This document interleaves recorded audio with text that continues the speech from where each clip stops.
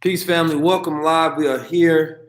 This is a day in the life of 19 Keys. I'm doing a podcast right now. And we about to get started on giving a lot of free game and knowledge and some things you should be paying attention to in your life. If you want to tap into what we got going on, let's just say that it's going to be extremely valuable. It's going to be extremely valuable. And I need you all to pay attention to everything that's going to be said today. I'm here with a brand partner of mine, and we're having a conversation here at the WeWork spot, which is a co-working space, which I find very dope. Just because since I've been here, I can see the utilization of the vision. And one thing I do want to create is a ideation hub, a place where creatives, entrepreneurs, and those within the environment can come and produce their ideas and have a space to where they can co-work. Similar to the Vector 90, ownership is the name of the game. So I'm always looking, how can I own what I do and what I'm interested in, rather than renting. I'm only going to work renting out a few different spaces to see how the operation is, and then that's going to be something I'm going to be getting into. The reason I named this is Game Isn't Free. What's up with you, D? The reason I named this Game Isn't Free, you got to pay attention, is because a lot of us, we looking for entertainment when individuals are giving us game. We want it to be the most entertaining thing possible, and then we feel like, oh, that's when I'm gonna start paying attention, and then that's when I'm gonna step in, and that's when I'm gonna really go all the way in. But that's not the way to go, man. You have to cipher through the knowledge. So a person to listen to an intro for 10 minutes and be like, oh, he didn't give me the game to change my life, I'm gonna turn it off. But it might not be 30 minutes into it to where a person dropped all of the keys that you've been looking for and been waiting for this whole entire time. So, game ain't free, and the individuals that I'm working with, they have under their belt decades of experience combined together. And if one were to pay attention to it, then they will be able to, implement strategies within their life that allow them to have extreme success. One thing that I'm not into is problem-based thinking and problem-based thought processes. So as we get into this podcast in just a second, give me a second. I got to set this up correct so it stop falling. As we get into this podcast, what you're going to understand is that I'm not trying to do anything like anyone else. I'm not trying to operate off anyone else's model of thinking. This life of mine that was given to me, granted by Allah, it is me to do the will of God. And the will of God is that good, is that energy, is that consciousness, is that place from which all knowledge flows and come from. We have not produced all the solutions necessary in order for us to achieve our goals as a people of unity and production of a better world yet. So therefore, things cannot be done the old way. And therefore, a lot of those tactics of the OGs must be audited to make sure that they are correct. And in this process of auditing it, we have to look at what's a profit for us to keep and what's a loss for us to throw away. And there's a lot of pieces within the current strategy and current structure of the paradigm that needs to be thrown away. The magnitude of our actions will weigh upon the generations of children that come from us and that are indoctrinated through the legends that we leave here today. And not everybody's willing to participate in legend building of themselves. But for those who are willing, those are the people who will have a righteous legacy. The tactics that I see today being employed by the leadership of today, I think is appalling when we think about the amount of possibilities that can be produced if we were giving tangible solutions and things that individuals can apply within their life today. The intangibles are things that a person uses to sell faith. The tangibles that a person gives for application and solution-based thinking, those are the things that a person can use to apply within a life that not only a person doesn't have to even believe in, it becomes a system of knowing. A system of knowing because one can experiment and get results like a scientist would. And when we argue and debate and things of that nature, what we do is what we do. We reference the scientific facts. Why? Is because the scientist has went through rigorous methods, scientific methods to make sure what they say is actual facts. And so we are able to use that because they went through that process of experimentation, and scientific methodology to make sure what they say is correct. So I believe that if we're not coming as scientists for our people, then we shouldn't even be in front of them. And our leaders today, if you're not giving a game out and you're not teaching them how to build business, how to build infrastructures, how to gain the things that we once had in the past, here's the thing is that we're not trying to create something new at this point in juncture in time where we're at. We're only trying to create that which was once here. The Honorable Elijah Muhammad has done all of the things that the leaders today are trying to accomplish when it comes to the establishment of business, order, structure, command, nation building. He had it in the 70s. When it comes to things like Vector 90, which Nipsey Hussle and David Gross was working on, the Honorable Elijah Muhammad had a workspace in Chicago. That was $1 million building that he afforded to a contractor and a black builder. He awarded them in that year the biggest contract, to create that building. That was awarded to a black architect or a black construction company. He had a bank. They had the Black Bank at the time, which is something that we talk about all the time. They had created during that time a conference or a summit, if you will, to establish a black college, which ended up turning into one of the greatest networking events for those who had graduated from universities with these degrees that had said that the Honorable Elijah Muhammad had taught them more than any degree had given them in their life. There were supermarkets that were set up. There was a media. There was fish companies. There was import, export, private plane industry. There was black family events. There were so many different things that were established. And we are trying to play catch up from the past. And then once we catch up for the things that were once established, then we can move forward in a more innovative territory and establish the one things that our leaders of the past haven't done, which is dabble in the success of using technology in a manner to where we can build infrastructure for our future and our nations and the generations to come in a manner that's productive to our success. That's the only thing the leaders of the past haven't done because they didn't have the technology. So we have the technology. So how will we use it? How will we be able to innovate something that is solution-based for our people? How? Because that is the only thing that the leaders of the past haven't done. They was able to galvanize attention. They was able to unify the masses. They was able to reform, redeem, reawaken those to the truth of themselves, give them the knowledge that they need in order to cultivate themselves into a better being. So we work off the knowledge of the past. But what is the vision for the future? Once we cultivate ourselves into an establishment of reformation and back into our godhood, what is the vision for the future? And that's where we are left at. But we have to continuously go back to the past because we haven't passed our leaders that had pre-existed us, our ancestors. So we're not making plans for our descendants.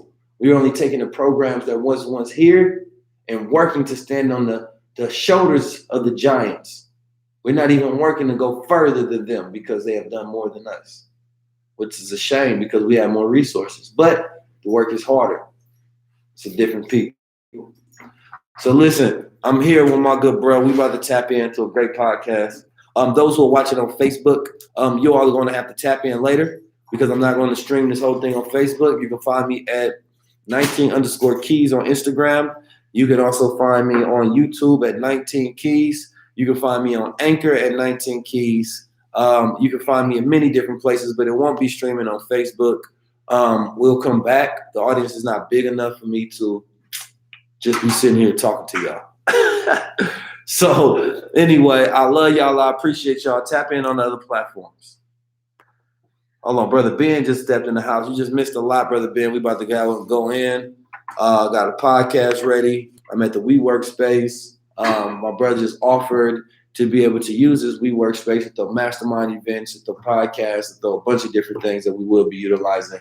So we're going to be talking about vision. We're going to be talking about business skills. My brother has, a decade worth of game because he's been in this business for a while. And so we're going to reach across the aisle and share knowledge and give game away to each other. Tap in. That's how it should be. So I keep it live on.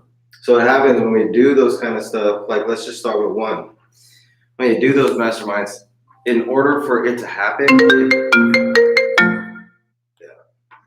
What's going on, billionaire? I'm about to film this podcast real quick, and then I'll probably go head back there and then head to the event. Okay, where y'all doing the podcast At WeWorks in downtown. Y'all get the in down there. We're gonna get it in, man. And we're gonna be able to, I gotta talk to you about some things that we can put together, matter of fact. You gonna like it. What podcast is this? Is yours? it's mine. That's my brother Luke Creative, the greatest filmmaker on the planet Earth. Okay. I'm gonna tap into this work real quick and get these mirrors started. All right. All right, bro.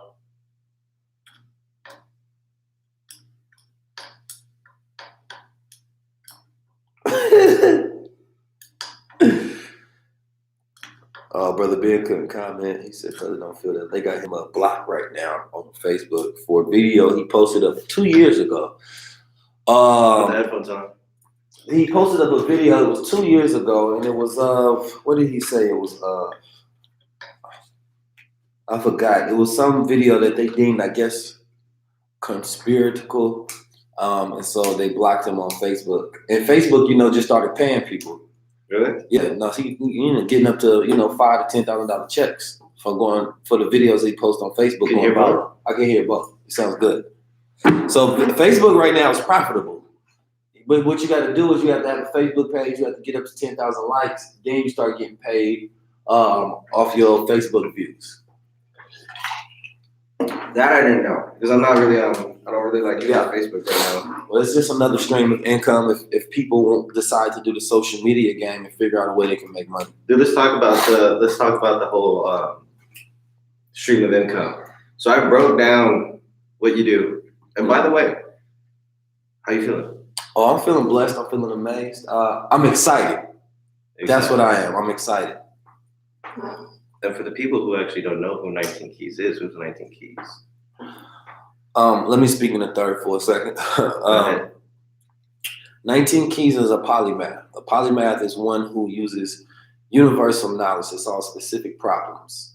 And the specific problems I find is the plight of the people that lack resources in order to obtain successful thinking, in order to enlighten themselves and change their lives. I consider myself a world changer. I don't think we all live in the same world. Our worlds are made of our perceptions, our thoughts, our habits, our paradigms. And so what I do is I shift people's paradigms, which changes their pattern of thinking and habits, which in turn changes their world. I'm a writer. I have a book coming out. I am a event organizer and people organizer. I co-founded a group called The Shifters. We throw paradigm shifting events when we teach entrepreneurism, we teach social impact, we teach psychology, spirituality, we teach all different things that will shift your paradigm. And not just by teaching and informing people, by doing it by example and teaching from the experiences that we have. We all have our own individuals' platforms, and we come together to showcase what unity looks like when you all have an agenda to work for the people that's above your individual feelings. Also an influencer, if you will, through, Instagram and, IG, YouTube, Facebook, all those different things. So everything 19. International speaker, stoic. There's many different things that a person can go by. Titles diminish the human being because it puts you into a category that is not the whole. It's not the whole. So, dude, you know how like interesting that is, dude? I can't call myself just a filmmaker. Right. I can't call myself just like a marketer. Right? It's just like everything that you and I do, that's who we are. Right. So whatever we do should just speak of what that is. Right. That's why sometimes like filmmaker is just a talented word of what I do. Yeah, I'm an artist as well. I mean, I draw, I paint, speaker, I design. create, I'm business, product. Yeah, it's marketing. Like everything's marketing. That's more. And so that's why I say world changer. And that's why I say polymath. An artist. You know all. what an artisan is? An artisan is someone that just creates things with their hand. And then I also consider myself an enthusiast. You know, it's funny. So I keep like a close look on you because I remember one time you put scientist because I know what's going through your head, dude. What I do a whole bunch of shit, Right? so I'm just creating in the lab, and then no, it is what it is. So like I'd like to talk about, because you opened up with like, oh, it's another stream of income. When you go to your link tree, if you go to 19_keys, you can go to his link tree. And by the way, you should use Bitly, because then you can track all the who clicks. You can do it with Linktree. Oh yeah, you have the subscription. Yeah. If you upgrade, they show you all your clicks. There you go then. So you have so much things that can get to people, how you can generate money. How do you monetize? How do you monetize on there? There's many different ways you can monetize through social media, influencing, or content creation. One of them is, before I started doing content creation, I was running a business, and that business was selling products more so in person. I had a store. And so doing that, I didn't become known through Facebook or through social media. I was a person that did all of the things that I do now, just in real life, depending on my marketing campaign, depending on the content that I create and how I drive traffic there. So all of my content is connected to my product, connected to my business.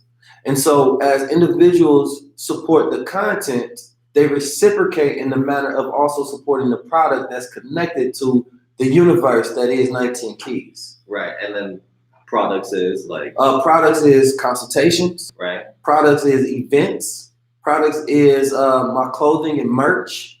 Products are, what else I got? I feel like I got a bunch of stuff I'm missing. So when you say product and merch, you have your crowns. Yeah, your crowns. Your keys. The keys. Dumbfire. I also have shirts, hoodies, leggings, all of those different hats, things, stickers, hats. Those are my best sellers that you just named. Right, because the classics. Yeah, the brooches, the pins. I sell a bunch of different things. And also on the back end, a lot of people don't know, I sometimes design other people brands for them, create other people logos for them and things of that nature. You're an artist. How old are you? 28. When's your birthday?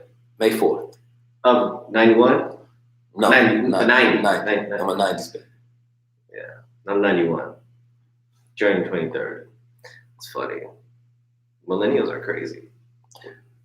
I mean, dude, we're in the middle. Look at the world we live in. Look at all the stuff we was thrown in the middle of. Let me give you my perception, because I honestly think you can see this. When we had that meeting yesterday, and I'll let you talk about that. Dude, you can see the body language of, your other two homies, and then you. Because I look at you and I see me, because it's just like all eyes on you. You know what I mean? All the eyes are on you now. Not really anybody else. It's interesting, because I get the same looks when I'm in a meeting. Yeah. You know what I mean? It's interesting as a millennial. There's this era, I believe, is made out of the spirit of the millennial. So all of the things that we're trying to understand about this era can be understood when you study the representation of the millennial. Okay. So I mean that in the sense of, when you try to understand the internet, you can look at the model of the human brain, and you'll be like, oh, the internet is like thoughts. Wi-Fi is like streaming thoughts, and like the telephone is like psychic, or however you want to. Well, when you look at the reality of this era that we are in right now, and if you look at the millennial, all of the things that are happening are more so just a model of the human being that's in existence now, with all of these different eras all into one. You got the 60s, the 70s, the 80s, the 90s, the 30s, the 40s, all rolled up into this one human being that we call the millennial. That's interesting. That's what I look at it as. Now I look at it like that. Yeah. That's interesting. And so that's where our world is. Look at fashion. Fashion tells a sign of where we are. And fashion right now is all the eras in one collaboration. When it used to be, this is what the 70s look like. This is what the 80s look like. This is what the 90s look like.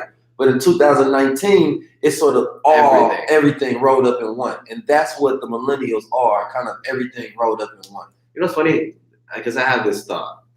Have you ever done something and then you got clowned for it, and then now it's back in? Yep. So I used to rock fanny packs, and I got clowned for it in high school. But it ain't like that no more. When I first did the crowns, people was like, so you go walk around with a crown in your head all the time? And I told them, yes. And I'm not taking it off. Well, you stuck 10 toes. Yeah. I took my shit off. I stuck on it. You know what I mean? And I was able to transform it into a business that makes 6 figures a year. Yeah. That's so good. Congratulations, bro. Thank you. And so I don't look for validation. If a person says it hasn't been done, that's a really good reason to do it. You know? And for every problem, there's a solution, right? So if I look at the problem of our behavior in society and culture, and I look at fashion and what it represents. Fashion is communication of who you are. Yeah. You know, so we have a gangbang culture where they wear red and blue bandanas and black bandanas, things of that nature. Chucks, exactly. Socks, Dickies. It communicates who you are, what you do, what you stand for. Where is the fashion sense that communicates that you're a righteous human being? Where is the style that communicates you have a higher mind, that you're in tune with superior knowledge and consciousness? That dashiki though, really wearing. That's a brilliant statement. For those who don't know, he's talking about, you know, the African garb and wardrobe. But that doesn't let me know that this person is conscious. It doesn't let me know what level of consciousness that he's streaming from. It lets me know that he may be from the motherland or that he may bought it from Africa. Mm-hmm. It doesn't give me a telltale sign of, oh, this person is conscious. It does let me know that I may be able to communicate with them on some level. So in Africa, you are right. Clothing is technology. You know, it's wearable tech that communicates. And in Africa, they have, sometimes you can wear your hat to the side, or you can wear a small dress or a different way you wear your shirt, and it communicates whether a woman is single or whether she's pregnant or like something that this person is doing. So in different tribes, clothing has always been used, you know, as forms of communication. Okay. You know, in the I believe is what tribe? The Akan people in Africa, they wear the celestial symbols of the moon and stars on their head to represent the chieftain within that tribe. You know, where your place within that tribe is. So the symbols have always been used to communicate. Of course. If I'm walking down the street and I see a person, you know, wearing a crown with a star and crescent on it, you know, with the universe on their head, that's communicating to me who they are and what they stand for and what they represent. Mm. Now, the great thing about the crowns is that people have many different levels of interpretations. These are some of the strongest symbols in the universe, let's say that. Okay. Because they are celestial bodies that human beings have, since the beginning of time, looked upward and seen as bodies of beyond self that are extraterrestrial, that's not here, that have worshiped and praised in a lot of different magnitudes. Gotcha. So, you know, and we have a connection to it. So the star and crescent, as it's broken down, you know, represents freedom, justice, and equality. Okay. And the Honorable Elijah Muhammad was the first one who was celebrated for wearing the crown. And he stated in the Theology of Time, a book that he wrote, was that when you see us wearing the universe on our head and on our lapel, it represents our rule. And he said, you know, the human being is the greatest being on the planet or in the universe. Right. He said that the moon can't create thoughts and produce them into reality. The sun can't create thoughts and produce them in reality. It's the human being, it's the human mind that has the ability to do that. So when you look up there and as great as you see them, you have to recognize that you are even greater because they come from you. They don't have the ability to produce you. They don't have the ability to produce, to have willpower, to have a thought and it be. The sun doesn't have that ability. The human being does. So as we look at these celestial bodies, we think because of their size that it makes them of a magnitude of more important than we are. And so we think that we are smaller, but size does not, you know, compute value. No, because we're made up of everything that's in space. Exactly. Carbon, oxygen. We cosmic. We are. You know, it's funny, like, you know, like there's a reason why I've been wanting to be on this podcast. It's not really a podcast, it's more like a message. You know how I treat it? Like it's a message. Yeah. Because the way I'm going to push this out, you know, and it is what it is, but it's just like, what is your thoughts on a lot of people being cognitive biased? on situations like this? People enjoy the people enjoy their faith and their beliefs because it's the platform that sets them up for everything else that they stand for. People choose cognitive bias. It's like when you go on Google, you research things that reinforce your bias. Right. You know, so that's kind of how when we go into conversations and when we sift through things and research, we're looking for that which reinforces our bias of that which we already believe. It could be bullshit. Yeah, we don't want to be proven wrong. We want to be right. Yeah. It's a difference when you go into that scientific method and that scholar method, because then you become a truth seeker. A truth seeker is just a person who finds the truth regardless of where it is. That becomes your religion. That becomes your basis, your foundation. It's evidence, yes, proof, and exactly. fact. Actual facts are things that exist in real time. You know, so if I'm searching through the Bible, if I'm searching through the Quran, if I'm searching through some comedic science, or if I'm searching through the Torah, you know, or any book, I'm looking for the truth. That's all I'm looking for. You know, I'm sifting that which makes sense to my mathematical, logical, intuitive mind. Okay. So when I've taken this information, I have a supercomputer in my mind, which is my subconscious mind. And my subconscious mind refers it to my master consciousness, and the master consciousness is able to take all of the data and tell me which one is valid and which one is invalid. And then it brings it to the forefront of my consciousness as truth. Okay. So we do that in times where, you know, sometimes we stream information and it feels like our ideas are on fire. It seems like we can say no wrong. We just have great days. That's when we tap into our master consciousness. It's tapping into having access to all of the data that's stored within your mind that you ever put in here. Then it streams it to that master consciousness where it gives you all the valid or invalid. So when you're speaking directly where it feels like you're streaming from God itself. And the question is, how come we can't stay in that state? That's the question, right? You have to pay rent. You got to pay rent. Pay rent. Explain. So when you pay rent at the house, you're paying rent to stay where you are. Right. To stay where you are. Yeah. So many people tap into higher states. We be like, man, I was on fire that day. You know what I mean? Like, oh, that idea was great. That's an artificial way to pay rent. Yeah. The organic way to pay rent is through what? Reading, right? Through the way you eat, through your environment, through following different laws, right? Because most of us only know about the law of attraction, right? You know, what you think, you attract. It has magnetism or repulsion based on the frequency of your thoughts. And there's some real properties to the law of attraction, but the law represents only one law. It's not the Constitution. Okay. The Constitution is what allows you to cultivate this master consciousness all of the time. Luck doesn't exist. Luck is just a person operating within the laws.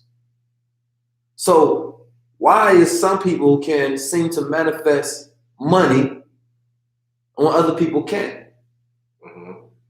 Now, when you take this law of attraction, you have to ask yourself, what are the other laws? If this is a law of the universe. So there's a law of concentration. There's a law of excitement. There's a law of focus. There's many different laws that one can follow in order to pay rent. Okay. And when we tap into these master states of consciousness, and if you look at high achievers, all high achievers follow these laws. And when you learn them, you can recognize which law that they're using. And I can see this from different people as they operate. Billionaires all follow these different laws, consciously or unconscious. Sometimes our habits end up cultivating unconscious laws that we end up following that allow us to produce success. Let me ask you this. Do you know somebody that they may drink a lot, they might not eat the best, but they always wake up and they always vibrant and got energy somehow? Yeah. It just don't make sense. It doesn't. Like how do you able to have all this energy and I'm doing all these things, I'm eating right, I'm doing all of this stuff. And they also have this ability to just complete their goals. They have some crazy idea, they wake up in the morning, they're excited for it, they go to their goal, they get it done. But they're not eating right. You know, they barely probably even read books. Barely. You know what I mean? But they somehow are able to have success. Yeah. One law is what I know that they follow, the law of excitement. Okay. The law of excitement is a very important law. And this is something that I teach in a masterclass. When you wake up in the morning, you're not excited, you're dead. Mm-hmm. You're dead because you're not living in the present, you're living in the past. A past thought is one that requires no new thoughts. So when you wake up through a program and a routine, you wash your face, you brush your teeth, you go to work, you do that, you come back, blah, blah, blah. It's the same routine. That requires no new thought at all, right? So that's just a past thought. The past thought creates a past feeling, creates a current feeling, and it drives your will to produce the action of that feeling. So it makes you just operate like a robot, but that's the past. That's why some people get caught up in trauma. And the trauma cultivates a mood. A mood is a long reaction to an emotion. So when we think about this, a mood is a long reaction to an emotion. Yes. Interesting. So you have to be able to cultivate your mood daily. Daily. So when you wake up in the morning, let's say you got to win in the morning. This is very, very, very, very, very So what do you true. do? You don't get on your phone? No. You meditate? Sometimes. What do you do in the morning, like the first thing? I'm going to tell you one thing that I've been doing that's kind of extreme. Okay. Is I take a cold shower every day. Wim Hof. I've been doing this since the beginning of the year. You know Wim Hof? You know what? Do you know Wim Hof? Wim Hof, no. Wim Hof is the guy who pushes out the whole cold shower thing. So I think I heard Tim Ferriss talk about it though. Yeah, so he's probably coached under him. So this is where I talk about the whole spiral dynamics thing. He's coral. You're turquoise. I'm yellow. So if you go back into looking spiral dynamics, he comes to the point where everything you practice, it's like subconsciously you're just doing it now. Yeah. So that's a cool part. You're gonna get to that point, bro. It's gonna be interesting. Oh, for sure. So let me end this point with the law of excitement, right? So it works in the law of excitement. You have to work with your affirmations. You have to work with a bunch of different things that cultivate this mood when you wake up. Do you say I'm powerful? Yeah, everything has to be directed to self and it has to be present tense. So you say 19 keys is well, I don't even know your name. No, I'm the greatest speaker in the world. So you say I'm the greatest thinker in the world. I don't have to say my name. I just say I. I refers to self. My whole being knows best to speak in third person. It can be. Yeah. You know, maybe I'm missing a point to that frequency, but I just say I. You know how like when you let's just say you fell in a tomb and there's a bunch of like scorpions and snakes around. Scientifically, they said in order for it to calm you down, your blood pressure, you speak in third person. Luigi is doing fine. Luigi is not scared of snakes. You know what I mean? I get that. So I get that. In a way, that's the way I treat like the affirmation. So to that point, it has to be directed to self. Correct. And it has to be present tense. So every affirmation has to be present tense because your subconscious mind doesn't know the difference between time. So when you speak something, it's thinking you're talking about the present tense. So if you're saying that, you know, I am going to do something, you know, that's not the correct format of creating an affirmation over your life. It's I'm doing it now. Anytime, like when you pray, you're supposed to pray with the operation that whatever you're asking for is already coming. And it's more so an appreciation of that which is coming and an opening for that which is you're going to receive. That's such a give me an example. Give it. So you have to, it's intent, right? So intent matters because you have to match that frequency of that which you have coming already. So let's say if I'm already going into the prayer, you know, and it's more so kind of thanking God for the appreciation of things that are here to come already. So I'm manifesting it at the same time, but I'm also thinking in a matter that I'm not asking for something to be made for me. I'm going in there and praying for something that's coming to me already. It's already on its way. You know what I mean? Yeah. I'm just thank God for this meal that I'm about to eat. This meal is already here. Thank God for this check that's coming, man. This is amazing. You understand me? Like I'm not saying that this is you know, this is a much different way that you pray. Intent matters when you put those things into the universe. You are making them being delivered for you, and you're tapping into things that are already on their way to you. You know, and you're creating them at that same time. So in the law of observation and synchronicity, each individual consciousness is different, right? Yeah. So in physics, they say that the observer has the ability to affect reality based on their observation. Okay. But each observer has different levels of consciousness. Mm-hmm. So that means that which they observe would be different, and that effect that they have on reality will be different. That's why if you have a large amount of energy in a higher consciousness, you're going to notice and observe different things than other people don't. It's just like if you're an FBI agent and you walk into a room, you're going to observe a bunch of different things the average person don't see, because that's where your observatory powers are. But it says this: at the same time, that which you observe, you create. So if a person is walking around looking for the number 444 all of the time, they're creating that observation at the same time, because it's a pre-programmed thought that you're creating for the purpose of observation. If we both closed our eyes, the question is this, and this is something that they ask in science. When we talk about the matrix, or everything is an illusion, if we closed our eyes, does the room still exist? If we closed our eyes, is there still color in this room? If nobody sees it, is there color? No. Because we manufacture color. We manufacture the spectrum of 3D observation. Everything that we take in is electrical signals that are sent to the back of the brain here, which is what we experience life as, through our perceptions, right? Right. So it's through our interpretation of our observations that we create reality through our brain. Interesting. So, and that's neither here nor there, but I want to close off with this law of excitement. When you wake up in the morning, you have to cultivate a mood of excitement. Mm-hmm. Like, you have to be excited for the day. What this does is it allows you to transform free energy within the air, right? Because there's always energy in the air molecules. You look at a windmill, it's just tapping into the air that's already there. We have this ability as human beings, when we're excited about things, we have the ability to transform free energy in the air, to convert it into energy that's necessary in order to achieve our goals that we are excited about. So it's not even dependent upon our body structures. It's just us converting energy all the time. That's why these excited people have this ability to just have energy that doesn't make sense. They have what you call, I believe, motility. Motility is what the sperm uses. The sperm doesn't have an organism that pushes it and makes it move. It has motility, not mobility. Mm-hmm. Mobility requires something else to boost it. Mm-hmm. But a sperm has motility, right? Free energy in order to produce life. So if I think of thoughts like sperms going to that egg to work through that process to be birthed after this pain of work and labor. Mm-hmm. So when you have the initial thought and you're excited, you get that little sperm moving.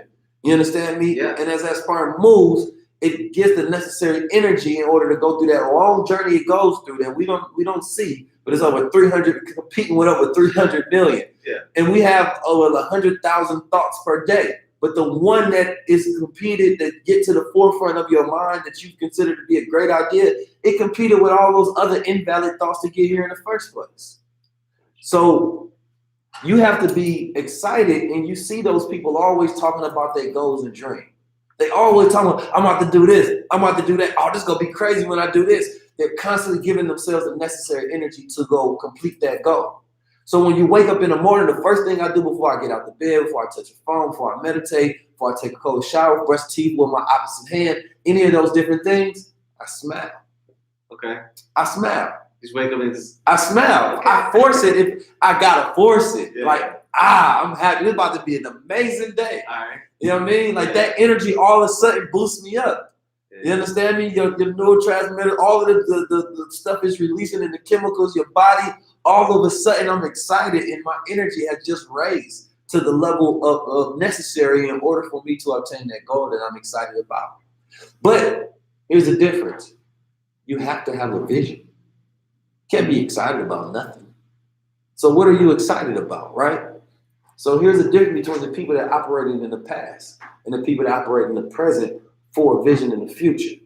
A vision requires new thought.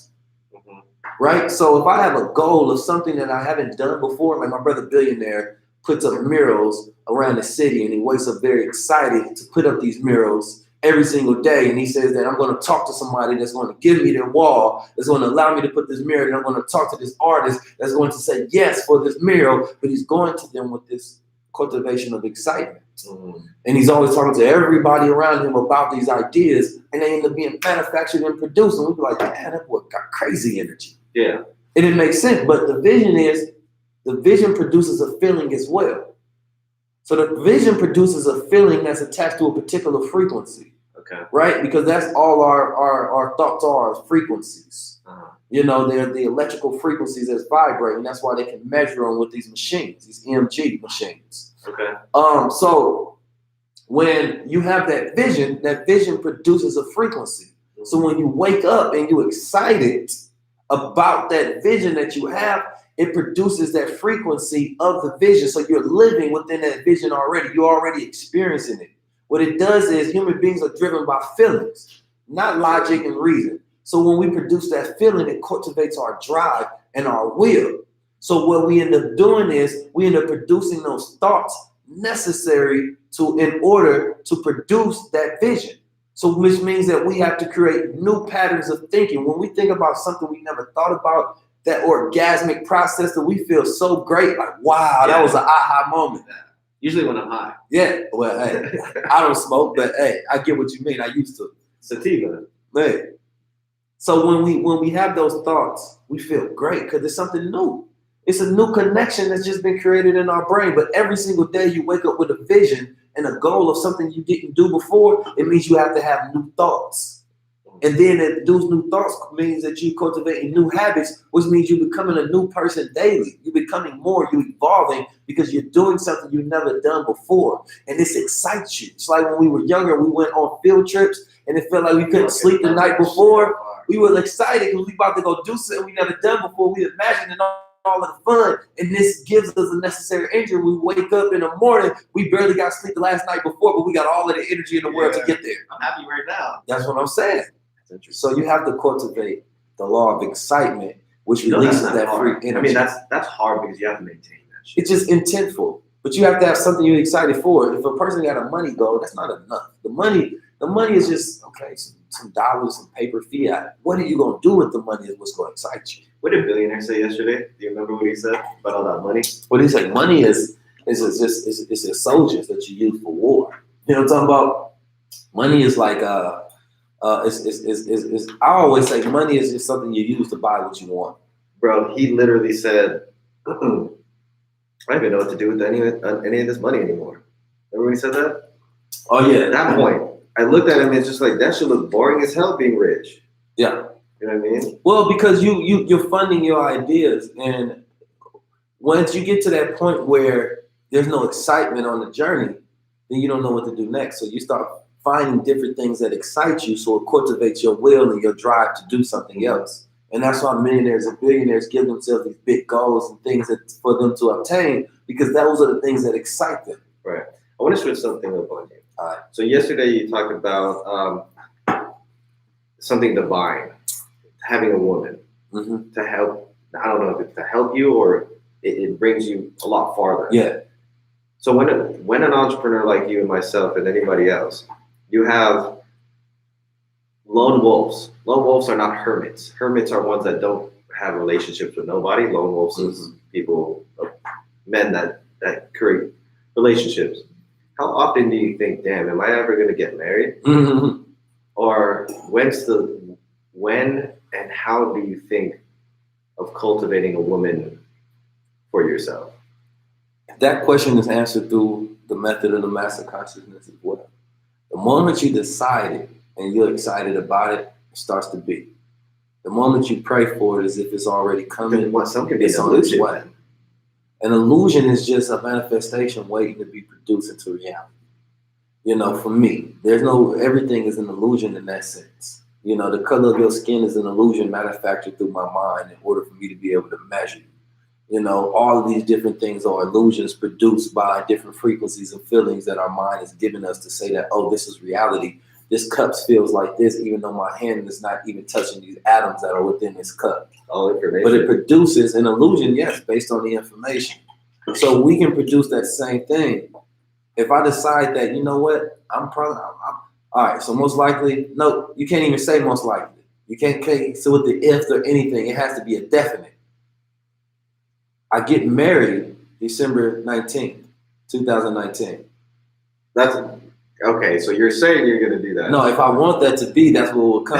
If I say it with that level of confidence, yeah, and there's no uncertainty about it, everything lines up. Everything in the universe starts to line up and conspire with me. As I conspire, all of my habits, my conversations, my thoughts, my synchronicities, all of it start to align in order to make that be. I was always taught that prophets are true because people work to make sure that their predictions come into reality, right? So if I'm predicting something for thousands of years, it is the human collective that is actually bringing that prediction to be produced into reality because they're programmed by the thought of that prediction. When you say collective, that's multiple people than a single individual. Yeah, it's much more than multiple people. It's a whole thought form. But if I decide that I want to get married, then I'll be getting married the day I decide. It's all about the things that we decide to do. You can decide to be rich, right? But you have to. It has to be real. You have to believe it. Right. You can decide it, and I say it in this manner because there's a cultivation of habits of things that you can do daily that will ensure that you have money coming to you every single day. And then the accumulation of that money will eventually compound to riches. So that's why people always say assets and liabilities. If everything that you do every single day and the one thing that you focus on, that comes into the law of focus, is that you have to 100% focus on only what's specifically important. What is it important for a young male? You know how I talked to you yesterday about dude, we cannot talk to anybody our age. Because if I gave you information and you looked at me and you might think oh man, I think I already know. You already stopped yourself from wanting any information. So for someone, it's like college students and anyone younger, what in your mind now that you've cultivated and that you've built, and you've built a really great brand, bro? Thank you. What is a young male? How should a young male operate today? Great question. You have to learn a system of management. In business terms, management means to administer the activities of an organization to get to set obligations and goals. We are all an organization. When you find out what the principles of manhood are, how will you manage yourself in order to become a man? So we say that one of the principles is becoming a protector, provider, producer. Okay, when you're younger, someone else protects you. It's your mother, your father. And in a society, we consider it to be the police, right? As you get older, you decide you have to figure out how can you be the one that manages your own protection. Not just protection in the physical sense, spiritual, physical, psychological, whatever it is. So as you get older, some individuals learn how to fight. Right. Some learn how to have discipline and mental fortitude. But what it does is when you learn how to manage your own protection, it gives you that confidence to where it be like, okay, I'm going to do these things that make sure that I'm always protected. You understand me? And then once you have that confidence that you can protect self, what it does is it enhances your ability to protect others. Because a lot of men don't feel as if they're protected and feel like they can protect themselves, which is why they don't protect women and children, because they haven't managed that ability to do it. So instead, they need to call somebody in order for them to feel safe. So what do they end up doing? A lot of men end up grabbing a gun or getting some other form of things that they think are going to protect them. And maybe that's their system of management. This is how I want to manage my protection, right? So women love men that they feel protected by. Okay. I used to be a security guard. Women loved me as a security guard. Okay. It was amazing women of all calibers. You know what I mean? It could be lawyers. It was just something about the magnetism of being a security guard that they was just attracted to, but it was the feeling of being protected. When you can give a woman that feeling of protection, she feels safe around you in a world where women don't feel protected. So she is attracted to that because of that feeling that it cultivates within her. But a lot of men don't know how to protect themselves, so they don't leave women with that feeling. So although a lot of women may like a man that is in touch with his more feminine side and sensitive, but if he doesn't give her that feeling of protection, then she will find some other way to manage that for herself. Interesting. So young boys have to learn this system of how do I administer my activities to get to that goal of how do I be a protector? So once you figure that out, then you can move on to, okay, Maybe let's figure out how I could be a producer, right? Someone who produces for the family, produces for self. So when you're younger, let's go back again. Your caretakers, your parents, things of that nature, they are producing for you. They're the ones who providing your toys and your school lunches and all of those different things. They are managing in order to get you those things, right? So as you become adult, you take on jobs, you create businesses, you learn different skill development so you can start producing for yourself. Now you're managing those activities for yourself, right? In order to become a producer. Once you have the ability to produce for self, you can then turn that and produce for a family. You can produce for someone else. So when a woman sees someone who is a great producer, she says, oh, he can produce for me as well. So therefore that attracts her to him as well. Same thing, producer, provider, all of these different tenets you have, and then you have to realize, okay, yes, I'm a great producer, which makes me a man because I'm at that man age because I can manage myself to do that. But maybe I'm a boy at protecting. Meaning that I'm a great producer, but I'm not a great protector, which means you're still a boy. You're not at that man age until you're able to manage that, right? So we have to know this auditing system of thought. Okay, I'm terrible with finances. I'm not a man at that yet. So you're saying you write it down, or do you suggest you writing it down in the way that you do it? Well, I got a book this time, and you can read that. When it come out? Soon. I'm not gonna drop the date right now, but definitely you can write it down. It's just a system of audit, or you can always just have it in your mind, like, yo, am I really managing this the best way? And there's lower management and higher management. Some people manage to do it at an okay level. Some people manage to do it at a very great level. That's why you have people who make six figures and people who make billions of dollars. So who should people be watching though? Like who do you trust in the space? Give me specifics. I don't. Because when I look, so the whole point of why I say this, because when I grew up, I never had like that older brother, and I never had that father. My stepfather had taught me things, right? More in action and not in vocally. So I consider myself a wanderer, like in the world, and I learned everything. I was very diverse. So in my kind of purpose in life, in order to push humanity and young men forward, is my goal is to bring people like yourself, Keys, and get information like as if you were their father, as if you were their guidance counselor, their coach. Did you always fuck with your coach? Like, hey, what up, coach? Like I always did. Right. I always looked to like an older dude. They're teaching you how to manage yourself. That's what I'm saying. So it's just like that's kind of the point. So every young boy should learn how to pattern themselves off someone, right? Another man. Nipsey. Yeah, Nipsey was a great example of someone who managed himself very well. He managed to keep himself independent. He managed to keep all his masters. He managed to take all his ideas. He managed to work with family. He managed to start a family. He managed to rise above the conditions that he grew up in the hood.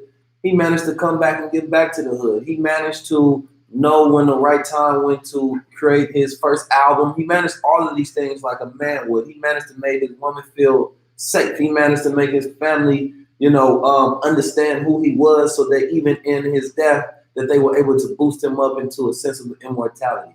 He was managing himself correctly and in this becoming and evolving as he was alive. He was a managed to take visions, write them down, and then produce them, because one thing of manhood is you have to have willpower, right? So you have willpower, and that's connected to testosterone. So when a man is in balance of his nature, when he has a thought, he will produce the drive so that he has the will to be able to take that thought and have it in reality. So technically, stop masturbating. Yeah, that can kill your willpower. Exactly. It can kill your willpower. Mm-hmm. It can kill your drive. Mm-hmm. So same thing with weed. Weed kills willpower.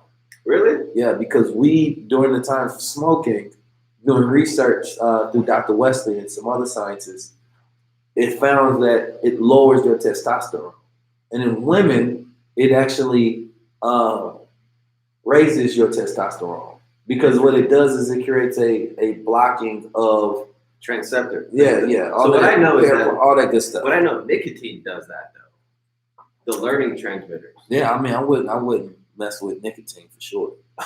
We know what that does. You know what I mean? Yeah. So, same thing with liquor does that during a shorter period of time. All of these different things that are not assets to us. So I don't tell people to quit smoking. I just give you the facts. I ask you this. If you haven't reached your goals in life, right? You have something that you want to produce with your will. And you have things that are robbing you of having great willpower. If you said today I want to quit smoking, you couldn't do it because you don't control yourself, which means you don't have correct discipline nor willpower. You can't produce that thought. So you have to ask yourself, what is that thought that's controlling me if I don't control myself? If I try to program myself with a thought, but I can't fully go through with that, I procrastinate because my will is not strong enough. Then that means you don't have control over self. So you can't tell me you have a goal and you're not willing to give up those things in order to achieve that goal. Sacrifice is the currency to buy the life that you want. So what are you willing to give up in order to get what you want? Sacrifice is the currency to buy the life you want. What are you willing to give up in order to get what you want? Are you willing to give up your distractions for your attractions? Distractions are things that's derailing you and taking you away. Attractions are things that will bring forth things that will add value in order for you to attain that goal. We are in different acts in our life. We are being distracted, or we're being detracted, or we are subtracting, or we are adding traction. So what act are you in your life? Are you adding traction right now? Are you attracting things? Or are you subtracting and being distracted? Are you on track? Which act are you on? So you got to create that pack. I'm talking about what's up. That's some real shit. Keys, you just you got the chills. That's a real shit. To be honest, it's like half and half. I really need to stop drinking. That's for sure. Yeah, I mean, you do it for yourself. Just do it. I'm gonna tell everybody this. Do a challenge to see how much control you have over yourself at least. Because if you can't stop those things, sugar, liquor, weed, porn, all of those different things that are escapism. Dopamine on social media, for sure. Social media. If you can't stop those things, they control you. Yeah. So what would be, do this, make a list of all your distractions and make a list of all your attractions. When I by attractions, I mean things that will be added to your goal, right? And things that are taken away from your goals. And by things that are taken away from your goals, I mean they're not adding any value at all. You know what I mean? So if you got all of that list of things that you do, audit your day, and then get rid of all of those, right? And then replace them with the attractions and see how those habits change your life. So this is how you guys should do it. So you can write that down. Yeah. Sure. You do a 90-day thing, and you write everything that you do in one day. You guys can read the Sean Whalen's book, what is this, How to Make Shit Happen. You write everything down like he just said, and in those 90 days, you start cutting off fat. And every time you find something that you don't like to do that doesn't make you happy or what makes you happy, you just keep cutting off and you keep adding on. And that's how you just live a happier life. But the whole point of this is discipline and just fucking maintaining that shit. And that's the hardest part. You have to maintain happiness. That's fact, right? Yeah, you got to pay rent. You can't just be happy. You got to pay rent. Well, in a way, let me pull back on that one. I believe you do just be happy. You just be happy. Happiness is interesting. People always talk about the pursuit of happiness. I don't think you pursue happiness. I think you just be happy while you're in pursuit of whatever else you're doing. Right, because then you're always just chasing. Right. Happiness is something that's cultivated within. It's a balance within itself. Right now, I'm happy as hell. You know what I mean? It's the difference between being happy and excited. So I'm happy without the excitement right now. I'm just happy. I'm good. Okay. You know what I mean? So I don't have to pursue any happiness, but there are levels to the feeling of what people consider to be happy. Because sometimes people, there's a difference between like being joyful and being happy. You understand me? Or feeling loved and being happy. So people take the feelings and then they attribute the happiness because of what they're feeling. So if a person is excited right now, you ask them if they're happy, they're going to say, yeah. If a person is in love right now, they're like, yeah, I'm happy. If a person is joyful, so you're talking about this feeling being on the upside that's more positive. Upward spiral. Right. So happiness can be considered just to be a positive feeling. Mm-hmm. You know what I mean? So a person that's positive is always happy. You understand me? A non-needy person. You know that, right? No one needs anything. Well, no. It comes to a point where science really get into it. So I get this from TJ Reeves, who's a neuroscientist. Yeah. Bro, he wrote a fucking book of life that describes humans. I think it's crazy as fuck, bro. I'd love to connect you with him. He wrote the book of life. And basically he had a diagram of an upward spiral and a downward spiral. Basically, if you're non-needy, that's an upward spiral. Neediness, it's a downward spiral. Like, I have to show you this fucking book, bro. I'm interested to see it. And that's what got me to the whole spiral dynamics. And imagine it's just adding skill sets into yourself. What if you can just decide it? Decide what? Happiness, right? It's a decision. It is a choice. I believe it's a complete decision. Because the moment you wake up and be like, dude, I'm gonna take my anger out on someone who's happy. I think that's what happened. Well, people want others to feel like them. Fuck that. Yeah, I don't want to feel like if I'm happy, I'm good. Like me and my brother used to go back and forth about this all the time. No, but my brother Yusuf, because he don't really believe in happiness in a sense. He finds it like, I think he attributes it, and this he probably gonna cut me up for this, but he attributes it to like a weakness almost, like because it's this state of ecstatic that's impossible to maintain. So he thinks that people need sometimes to have that unhappiness to push them, or I don't know. It's just instead of happy, he just believes in more so just being like, just like there's no state. There's just calmness. There's just balance because of the fluctuation of feeling happy and unhappy. Instead, if you're just calm and you're just like you say that in that middle, then you don't. You know what I mean? That excitement is meant to jump up and down. So he doesn't really believe in happiness. So for me, I tell him I don't have to try this. I just wake up and I just live, and I'm just happy while I live. And I follow those rules and things that cultivate that continuously move every single day. So, I decided to be happy, so I'm happy. You know what I mean? Got it. I decided to feel good, so I feel good. Even if you're going through something terrible, you can still be happy. You're just reacting. You're a happy person that's reacting to something, that's making you feel a certain way about that situation. But the problem is that people take those moods and those emotions and that trauma that they go through, and it becomes their mood for their life. It becomes their long-term reaction, and they never get over that trauma. And then that's why they don't feel happy anymore, because they're stuck in the past of this trauma. How do you get out of the past, Keith? Like I said, you gotta have a vision for the future. You have to move. You have to live in the present. When you stuck in the past, you're thinking about things that you can't control. So you're having a constant reaction to that state, and it puts your body in the past. Like when you do that, and if you think about when you was a child and you was happy, your body from your thoughts produces that experience. It produces that chemical reaction. So your body is literally in the past as well. So your mind and body is there. So you're stuck there in the past, just feeling unhappy and crappy. But when you become present, that's why they tell you to meditate, right? Meditation is very important, because meditation, what it does is it allows you to be present. So let's say in meditation, they tell you to.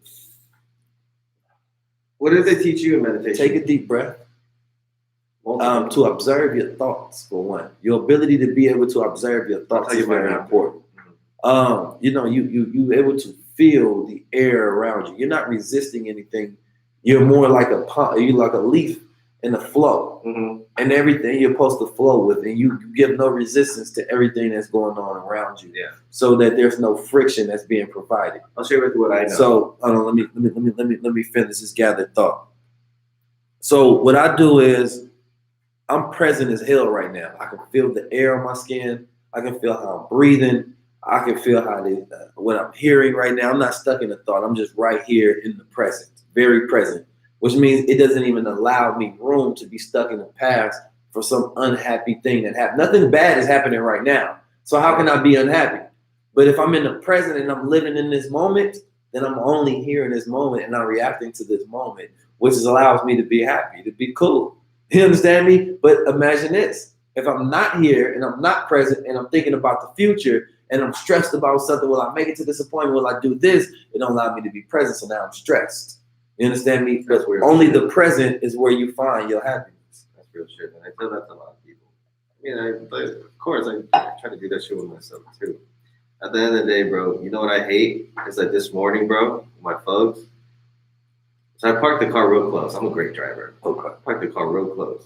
And in the morning, they tell me you scratched the rims because I borrowed their car. I'm like, how do you know I scratched the rims?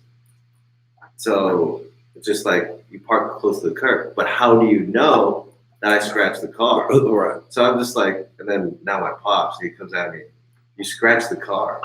How do you know I scratched the car? You park close to the curb. If I scratched the front, they only took a picture of the front of the wheel. They didn't take a picture of the back. So if I scratched the front, I must have scratched the back. They didn't take a picture of the back. You just saw how close the front was. Right. It was looking for problems. Exactly. That shit is annoying. And it comes to the point where it's just like I feel bad for human beings that I'm close to. Because I took the effort to do more, but they took the effort to raise me. And it's a very interesting thought. And it comes to the point where it's just like, if I had scratched the car, would you ask me if I did first, and then I would admit that I did or did not? Right. No, you just assume that I scratched the car. Right.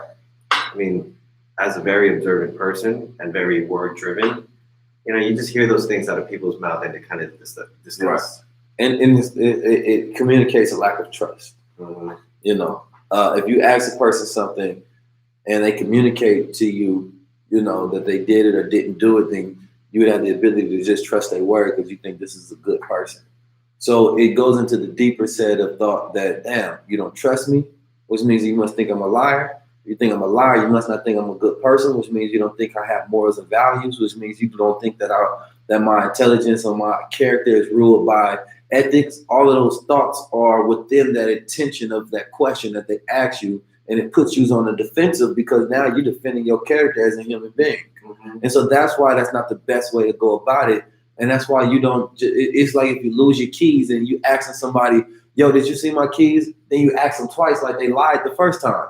Like, nah, if I communicated to you the first time that I said no and I don't have them, then you should have trusted me, right? Yeah. But if you know this person, right, because you can know this person, you can be like, well, I mean, last time I asked them once and they said no, but then the second time I asked them, they checked their pockets and they ended up having it. So sometimes it's based off you knowing that person's reputation and that person's brand. Right? Your character is your brand. It's not what you say about yourself, it's what others say about you. So when you look at the brand of this person and say, sometimes I have to make sure because this brand is not the most trusted brand. Their character is not the most trusted brand. So let me ask them twice when I'm dealing with this brand. Some other things for this brand, they do good. Like some brands may make a great quality product. They might be terrible at shipping. They might be great at shipping, but their customer service might suck when you communicate on the line. So you may trust one thing about the brand, but when it comes to other things you're dealing with, you don't trust it. You know what I mean? Like I might trust, let's say you got a homie, he might not steal from you, but he might flirt with your girl. You understand me? So you may be able to leave your wallet around him, but you can't leave your girl around. You understand me? So it's a different, it's different brand trust. Dude, so this is being recorded, but anyway, dude, I think would be interesting is because I don't think you've talked about the whole Nipsey situation. I think this would be like a good opportunity for you to speak about that. What happened? Start from the beginning if you don't mind. I'm interested. Nipsey Hussle is somebody that I've been following for a long time. It's funny enough, before the incident occurred, 2 weeks, maybe like 3-4 days prior, about 3-4 days, we did a podcast. And in the podcast, we talked about what were the top conscious rappers in the industry. Who are they? This is what I'm about to get to. So we went through different regions. So in Atlanta, we asked if it was like T.I., Killer Mike, or David Banner. I forgot what this people said. No, Childish Gambino can't win. I'm gonna tell you why. Because it's not just based upon the music; it's about their actions. So it's about the things that you actually do that's aligned with your brand. Right, so when we went to the West Coast, we asked, is it Snoop? We asked, is it Kendrick? Or we asked, is it Nipsey? So we was only given 3 options for people to choose. So I laid out the foundation of why I put Snoop in there first, because Snoop has done a lot of good in the community and done a lot of good when it comes to, reforming a lot of stuff and gang activities and giving game to the younger people. And just Snoop is a good person in a lot of the work that he does. Yeah. And then Kendrick has the brand of conscious rapper in a sense because of the sort of content that he puts into the production of his music is on the side of more of the positive scale that influences us to have better thoughts. Okay. Nipsey is more on the activist of his brand, and meaning that not only is his music inspirational, but his real life is inspirational in the things that he developed within his community and his business development and his do for self efforts and his example of what it means to be an independent artist, to own your own masters and production. His actions is what made him, and that's what I told the crowd, is that to me he was the most conscious rapper in the West Coast, not because of just his music, but because of his actions. And they both have to be aligned. Yeah, definitely. Right. And so, like, you know, a couple of days later, you know, he was killed. And it was a podcast with me and my younger brother Bashir. I didn't even notice Yeah. it. Did you post that on your Instagram? It was on my YouTube. So it's like an hour long. Did you put?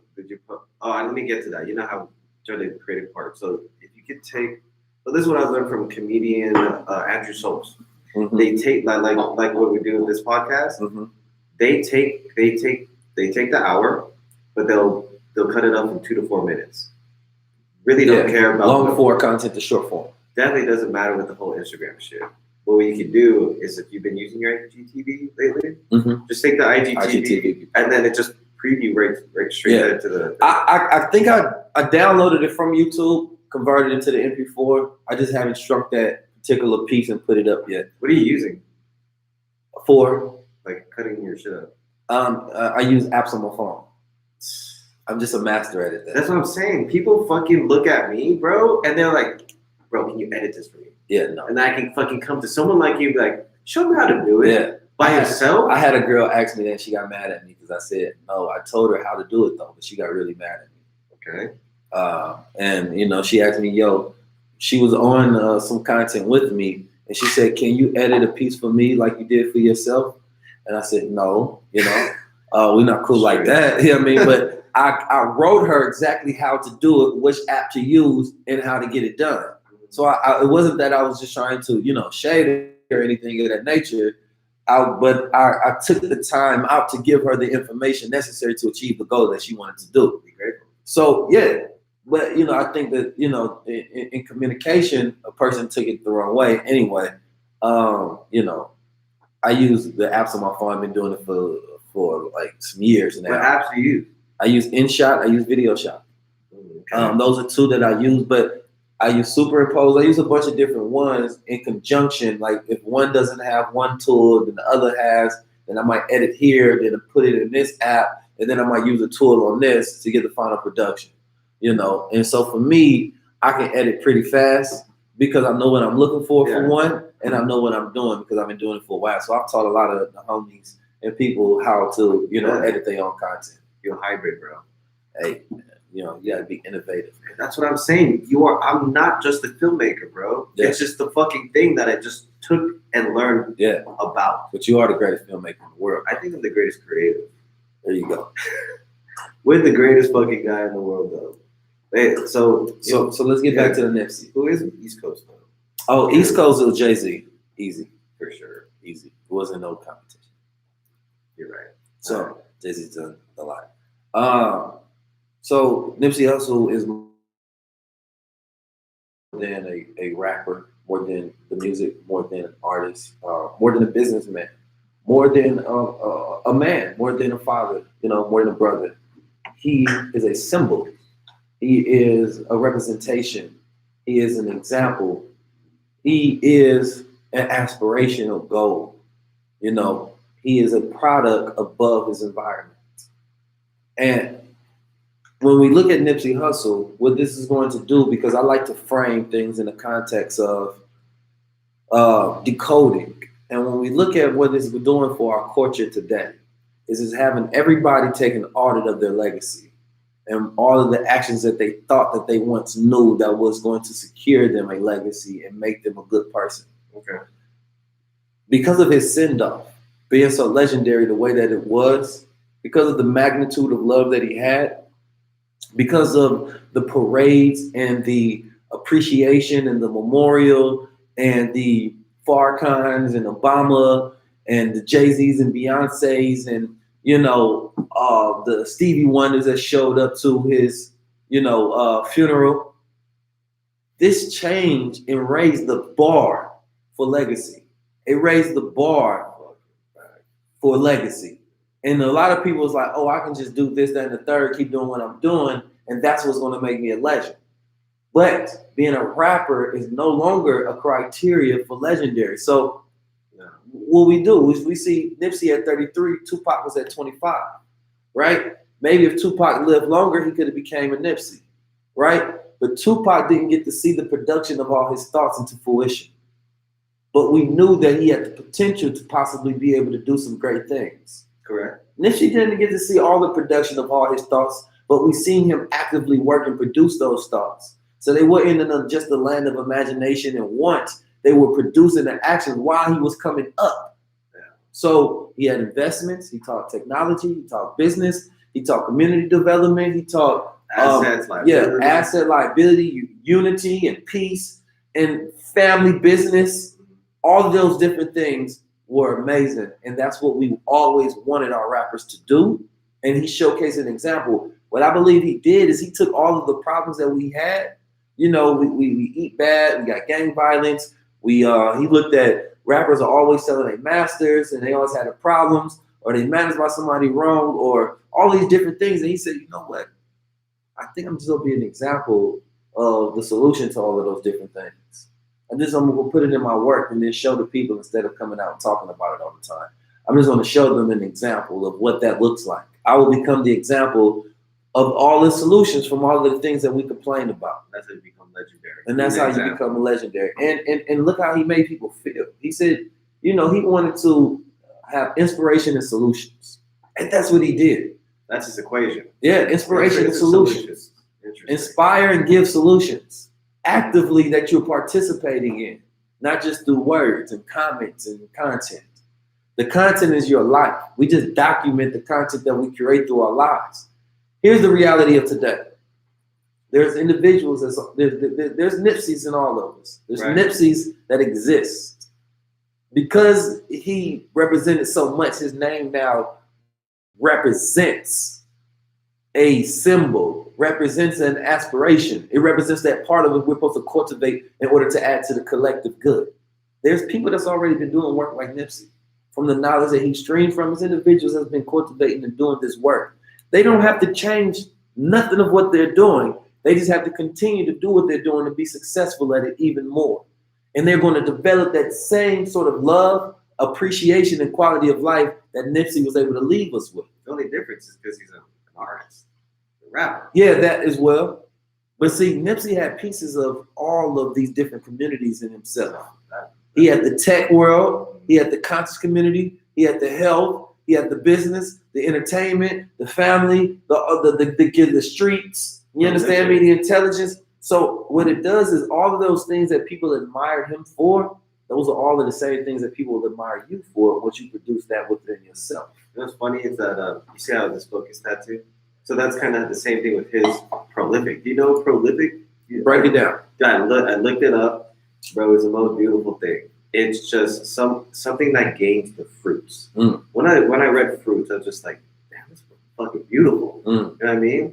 It's just gaining of fruits. I want to be more correct in what shit said. But when I looked that shit up, my God, you know, bro. So I was on the internet, and what happened was Eric Holder or Holden or whatever the motherfucking name is. He said that the government offered him $75,000. Dude, I think that's bullshit. I'm gonna say this about,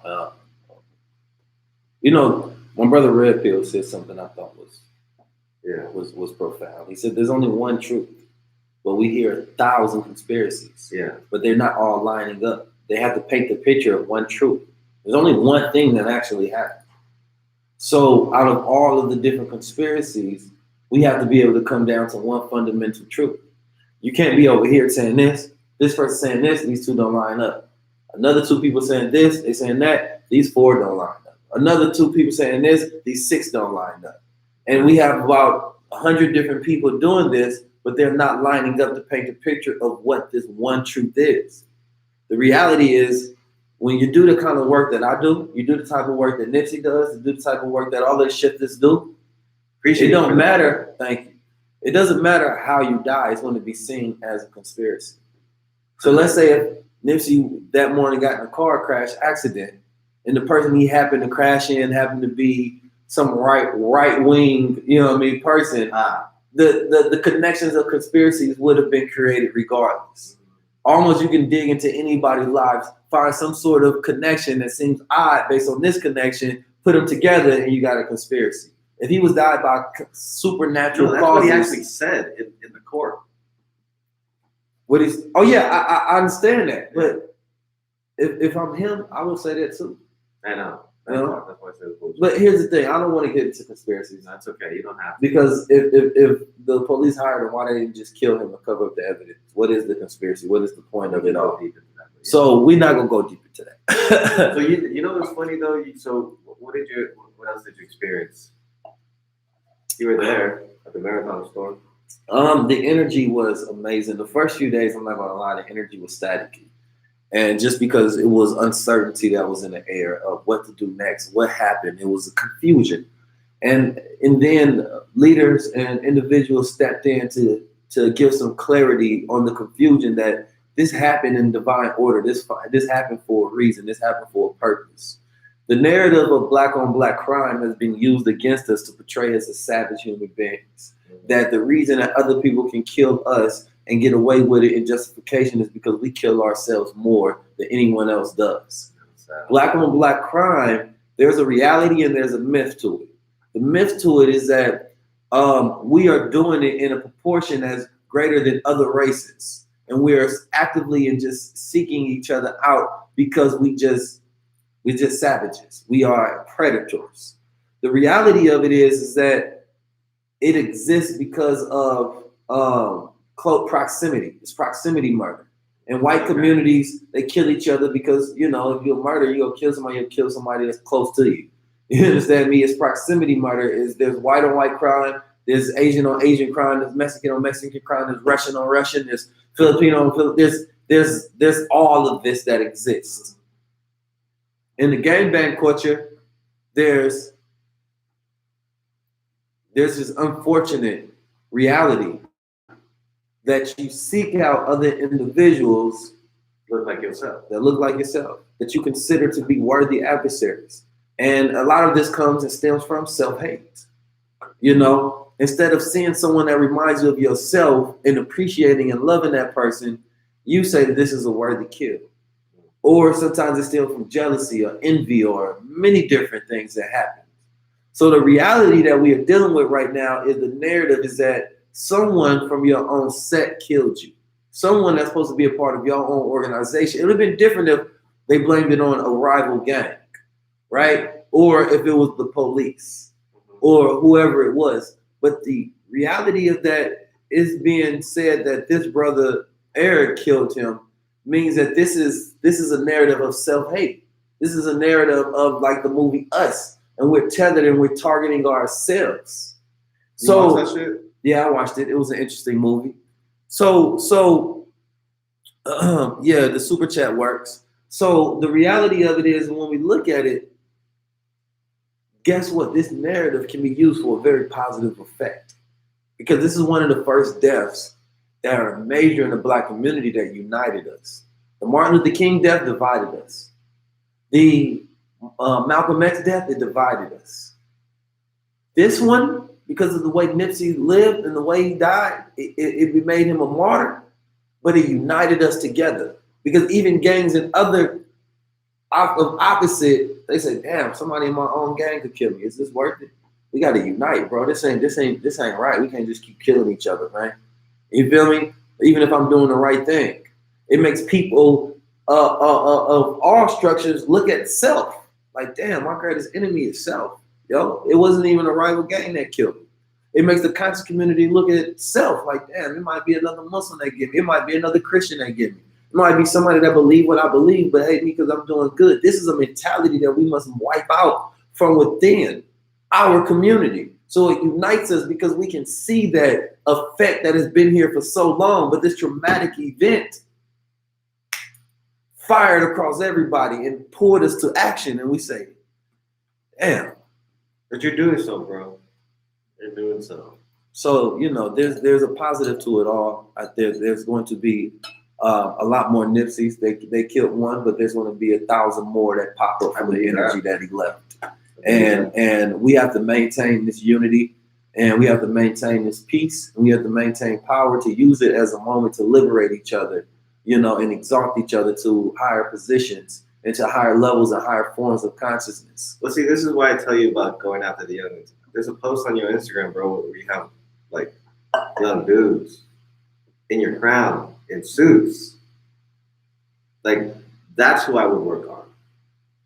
Say that again. That's who I would work on. Those kids with the crown and the suits standing behind each other. Those are the guys you work on. Like I said yesterday, you have 8 Trey and 6-0, but you got the OGs, and then you have who I saw was younger. They probably look like they're in their 30s, but it's the fucking dangerous kids who are trouble ones. It's like those who you go after. Well, yeah, those are the I talked about this before. Is I have a gangster's relatability. And when I was out in the streets, I had a lot of 6-0s. I had a lot of Crips that walked up to me and was like, bro, I watch your content. I appreciate you, things of that nature. It's love. It's getting to them. You know what I mean? Like, that's what people don't understand is that this internet thing doesn't always show the transparency of all of the work that's being done. No. And so when you're reaching a magnitude of people and a lot of people, you understand me, you don't always know who you're affecting and how it's affecting. But if a person can show you an audit, a list of like, look, these are all of the people that's affected by it, a person will be like, wow, that's impressive. This person changed this action because you gave them this knowledge. This person changed that action, you gave them this game. It's reaching them. Everybody wants to change right now. And what it just created was a new archetype. So there's a new paradigm rule. Is that now Nipsey Hussle is a new archetype. You understand me? Where it used to be Tupac. Tupac was the archetype. But archetype? What does that mean? An archetype is an individual type, right? So like the archetype of Tupac was like the rowdy, gangster that really did what he said, but was kind of revolutionary at the same time. Yeah. So everybody kept saying that, I'm the Tupac of rap. He created an archetype. The Nipsey Hussle creates a different archetype because he's more well-rounded and more evolved and more matured. Yeah. It was a different archetype. So this is something that you can't just talk about it, you got to be about it, right? And then you got to tap into different forms of consciousness and activism and community work and all of these different things. The new archetype, the higher archetype of the rapper has just been changed. And so it gives you a bigger aspirational goal to achieve, where the aspiration of being the Tupac is no longer the one that rules this paradigm now. The aspiration of I'm the Nipsey Hussle of rap is different. Yeah. Then I'm the Tupac of rap. So we have new archetypes that have been set. So if each individual in their lives try to figure out how can I be how can I tap into my Nipsey Hussle? How can I run my marathon? Then that means that they have to stand for those same principles that he stood for, and they have to push out that agenda. Mind blown. God damn. Oh, shit. And if you're not, then you can't just be. Yeah, you can't just be you. What is it? Reinventing the wheel when it's already there? Yeah, you ain't got to reinvent the wheel. You just got to keep it rolling. And so here's the thing about these conspiracies. People love helpless narratives. Oh, did somebody ask a question? Well, people are talking about, do you find it strange about all of the questions and things of that nature? I can't. You can't pay attention to that. No, not to say to you. Here's the thing. I can't use a conspiracy. Yeah, because there's no fact or evidence. How am I going to use it? How is it going to benefit me? How is it going to help our people? And then if you find out that these things are true, what are you going to do? They're going to do nothing. Exactly. So it's a helpless narrative. Mm-hmm. Oh, that's funny. So I don't propagate helpless narratives. I don't think a lot of people understand who I'm talking to. You're frontline. You know what I mean? You're front. I grew up in this. I didn't start on, like I said, I didn't start on social media. But my first time doing speeches, it's a fucking tool. It was in the streets. That was never recorded. You know what I'm talking about? The times that I spoke at protests and crowds and doing activism, it was in the streets. It was never recorded. You understand me? I grew up from the streets where you shied away from the camera when I was in the streets. You know what I mean? You didn't always want to be in front of the camera and be seen and things of that nature. So I don't have many pictures when I was in the streets because I didn't really want to take pictures of association. You understand me? So growing up the way I did, it was different. I never set out to become a social media influencer. I was It's just binary. It's okay. I just when I had 500 followers, I was talking like this. Uh-huh. You understand me? And Yeah. it may get 100 views. I didn't trip. I thought 100 views was nice. Cool, we did something to that. But it was just me speaking my mind. Yeah. And I know from how I grew up, because I grew up in a different paradigm, I grew up seeing black men with power. And by power, I mean they had an establishment of their own military presence. They secured their own communities. They had healthy bakeries before this veganism craze was there. They was having vegetarian. They had schools, their own private schools. They had their own health centers. Like all of these different things is what I grew up on. So I'm not impressed by anything that happens. It's supposed to happen. You know, this is the things that we're supposed to be doing. I am appreciative of the people who do the work that we're supposed to be doing. But you have to show me something new to impress me. But I've seen it already. Yeah. I've seen individuals grow $1 million empires and it fumbles and falls because of ego. I've seen my father and his business partner Temple get raided by the FBI. I've had my case in the eyes of the public when we was going through our case because they demonized Muslims at a time for some politics that was happening in Oakland. I've seen it all, you know what I mean? I've seen these different things happen. I've seen an establishment of young cocky getting power, and then they mess up, they end up killing somebody, or I ain't gonna say they killed nobody, they allegedly killed someone or murdered someone, end up getting locked up in jail, snitching on each other, a bunch of different stuff happening. I've seen many different organizations come, go, fall, fail. You understand me? And I've seen the reasons why. I've seen the good that they had. I've seen the bad that they had. That's funny. You know why I figured out? That's the reason why you say kingdom falls and you build a heaven. Yeah, you got to build a heaven, man. You know, heaven is forever. That I don't want no monarchy. It's not a king's crown. This is a God's crown. You understand me? Good and God consciousness is forever. Heaven is forever. So, you know, people believe in heaven here on earth, and there's people that believe in heaven after you die. So you're not talking about something that has a beginning or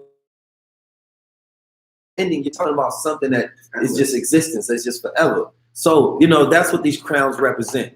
You know, yeah, it was called Your Black Muslim Bakery out in Oakland, California. You know, like I grew up, the first time I ran my own business. Well, it wasn't my business, but I ran a business when I was like 15, 16 years old. And I ran a bakery downtown Oakland. I used to have to run the product, the inventory. I made the food. I did the sales, the register, all of that different stuff. And it was when I had no real experience. They just threw me in there. It was like, run this. I was like, all right. I had to figure it out as I go. Same thing with, you know, I worked security when I was like 16 years old. I was still in high school, but I was securing in middle school and wearing my older brother's suit. And they didn't know I wasn't old enough to work at the time, but I had to stop the local pimps and drug dealers and gang members from coming over there trying to recruit or mess with the students in that environment because it was so dangerous out in Oakland. Damn, so the pimps used to be coming over there trying to recruit the young girls to put them on a track so that they can sell them as hoes. So that was like an early foundation of thought. When I was younger, we used to be in FOI class, and I used to have to teach grown men who they were. I was one of the first person as a young man, 9, 10, 11 years old, teaching grown men like, yo, you a guy, giving them self-knowledge for the first time. You understand me? So like these things, these principles, you know, being in the streets and growing up in this environment, this is nothing new. And so when social media comes, I said, wow, I look at all of the people when I talk to them and this information is so wild to them. And I'm like, yo, this is how we grew up though. So you mean to tell me that if the world heard the way I think, I'm definitely sure it will have an impact. So I was hired at a time before I consider myself to be a speaker or whatever you want to call it. Somebody said they watched me on Instagram because I was doing my business. Not because I was Instagram. They wanted me to come in and teach the students because of how I was operating my business and the things that I was talking about while I was operating my business. They said, I'll pay you to come in and speak to the students. So I came in and speak to the students, but they gave me like a 4-month notice ahead of time. So it gave me enough proper time to prepare a vision. So I told my videographer, I said, look, I want to pay you a percentage of what they paying me. I need you to document this. It's about to be legendary. You understand me? That's a great video, by the way. Yeah, thank you. Thank you. And that's exactly the essence that I wanted. Like it's so perfect because it's exactly what I wanted to come out of it. So when I started looking at the long form content, I said, let me chop this down to short form because I speak in quotables. So I knew that in every 60 seconds, I was giving another key. So out of like an hour and 20 minutes, I got like 120 different clips. You know what's funny here? This is my creative side. This is what I've been teaching everybody. I'm pretty sure you already know what to do. If you want to make 60 Instagram clips, let's just talk about Instagram. This has nothing to do with anything else. Put a timer for 1 minute. And then ask yourself 60 questions. Just press it and then boom, 60. Because then when you get to the editing, all you have to do is just cut it. That's true. That's how you can make content. That's dope. I like that. But you just literally said it. You just didn't realize it. Right. So, after we did that, the goal was to produce a brand that was international, that's internationally known. The 19 Keys internationally known with the intent and the ideas behind the 19 Keys representing enlightenment to unlock the minds, the rusty locks that's within the mind. Dude, I love this key. Thank you. He's referring to this beautiful, dope, Beautiful keys that I wear around my neck. Bro, I look at this, like I kiss it and everything, bro. Fire. So, well, first of all, I wish we had more time. I do have an event to go to. Yeah. So we're going to do this again. Let people know what you're doing right now. I have an event out here in Los Angeles. We're going to be speaking about a few different things: blockchain, cryptocurrency, community revolution. And speaking about that, Nipsey Hussle put the original meaning of crip back into crip. Community revolution in progress is what you see from his. Yeah, because that was the Black Panther slogan, right? Yeah. Community revolution in progress is what you see. People don't understand it. Now that's gangster. Yeah. That's gangster. Yeah. Because if you community revolution in progress is not only what he stands for, but what happens after his death. That's gangster. That's one thing that I love when I think about that. And I went down there to that memorial and I stood around and I looked around. I said, this is community revolution in progress. That's gangster. That's good. So I have an event. We go. This year we have to focus on technology because we don't want to get left behind in this revolution that is taking place and reacting to it like, yo, what just happened when there was warners and people trying to tell you this entire time that everything will be automated, digitized, blockchain, and kryptonized. If I can use that word. So we're about to going to have an event. It's going to be a pop-up shop out here in LA. We're going to tap in. You can find me at 19_keys on IG and 19 keys. Everything else. Plug yourself. We got to keep going. This is marketing to constantly say it. Call it action. Marketing to constantly say it. You understand me? So I appreciate everybody who's tapped in. No, I appreciate you for coming to this. You literally just told me that you don't do this with a lot of people. No. So I feel special. Thank you very much. And to all the people that reached out, I don't. It got to be a certain level in. I just, it got to be the timing got to be right as well. And everybody doesn't understand brand building. Some people just want to make a product. I'm making a brand and a legacy. It's different. This content will be reviewed in the next 100 years to be like, damn, Keys was. Let's hope so. I know it for a fact. It's going to be for a fact. They're going to have a little capsule that's going to have Keys consciousness in there, and you can download it onto your mind top, and then people will be able to play everything that happened. In real time. They're going to take this footage, and then they're going to turn it into some augmented reality VR thing, and you're going to sit right here and experience it as if you're in my body, and you're going to be able to understand everything. It's going to be dope. I already know. That's 100 years from now, though. Yeah. Well, maybe less than that, but the way technology is going right now, ain't no telling. You gotta go. Yeah. So people, shift your mind, change your life. Give the keys to somebody else so you can become the keys to someone else's life. That's how we change the paradigm. Each one unlock one, each one teach one. That's how we reach everyone. That's 19 keys, everybody. Peace. Peace, y'all. Appreciate y'all for tapping in. We gotta make a commercial, bro. For sure. I want to make a commercial for the crowds. And this